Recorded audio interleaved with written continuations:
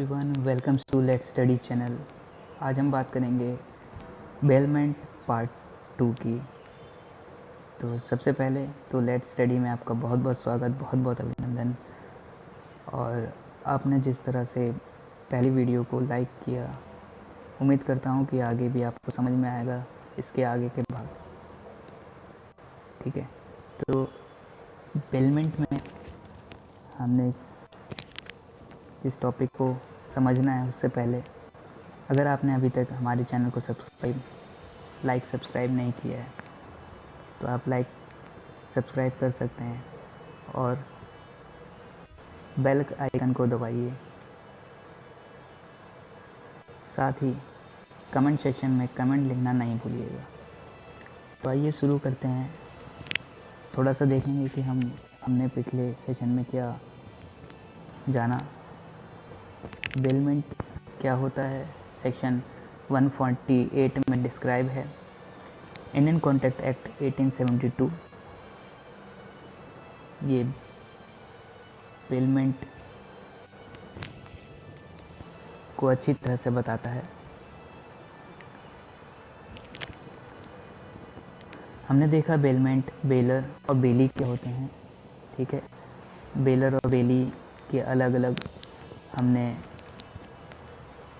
काम देखे कि किस तरह से काम होता है, किस तरह से इनको बेलर कहा जाता है, किस तरह से बेली कहा जाता है। ठीक है, तो बहुत इम्पोर्टेंट जो इसमें क्वेश्चन हमारे जो बनने वाले हैं वो ये है कि what is the bailment, who is bailor, who is bailee. ठीक है, ये तो हम कवर कर ही चुके हैं। तो आगे आने वाली वीडियोस में हम जो हैं यहाँ पे what are the essential elements of bailment ये देखने वाले हैं। Contract, delivery of actual position, purpose क्या है, रिटर्न ऑफ गुड्स। ठीक है, types of bailment and termination of bailment.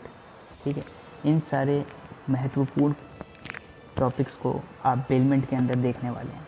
ठीक है, तो आपको जितने भी ये टॉपिक्स दिख रहे हैं ये टॉपिक्स बेलमेंट के अंदर आते हैं जो कि 148 सेक्शन में डिस्क्राइब्ड है।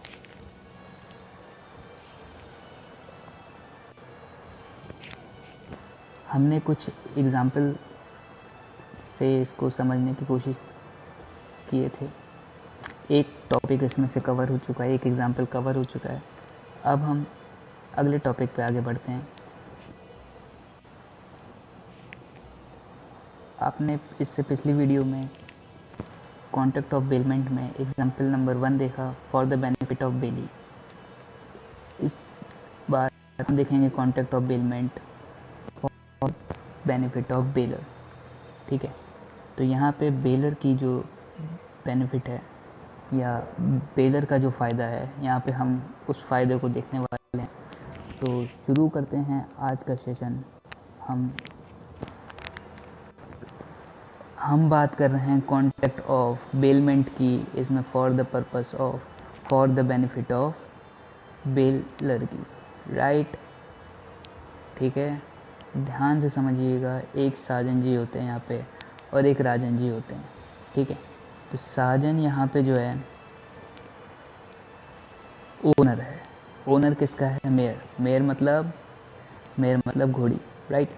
तो यहाँ पे साजन जी होते हैं वो मेयर के ओनर हैं। अनफॉर्चुनेटली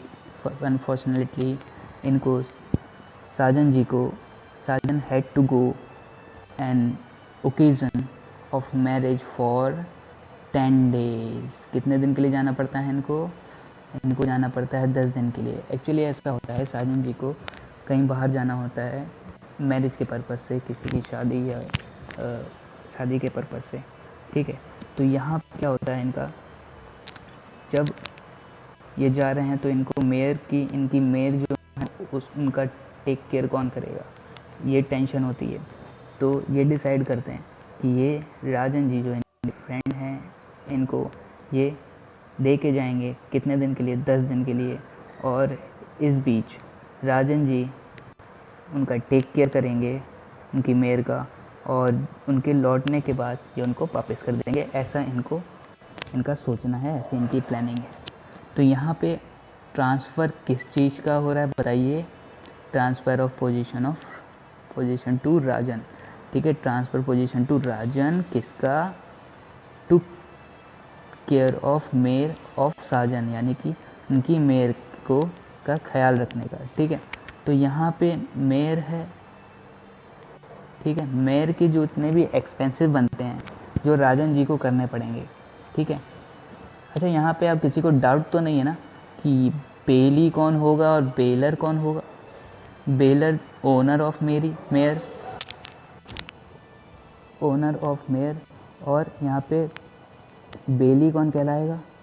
बेली कहलाएंगे राजन जी, राइट। तो यहाँ पे बेली कहलाएंगे राजन जी। ठीक है, बेली इसलिए कराएंगे क्योंकि ये रिसीव कर रहे हैं, रिसीवर हमेशा बेली होगा, राइट। इतना समझने में मुझे नहीं लगता कि आपको कुछ डाउट होना चाहिए, क्योंकि इन बेलर और बेली बहुत अच्छे से हमने पिछले वीडियो में कवर किया हुआ है। तो अब हम देखेंगे कि इसके एक्सपेंसेस क्या हो सकते हैं।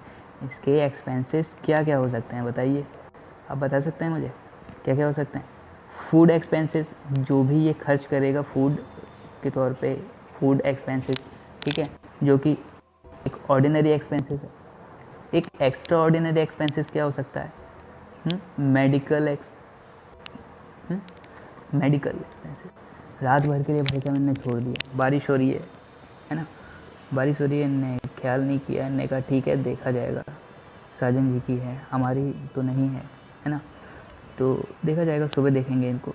बारिश में छोड़ दिया, आंधी तूफान में। ठीक है, इनने मेरे को साजन जी के। अब अगले दिन जब इनने देखा तो वो डेड है मेयर साजन जी की।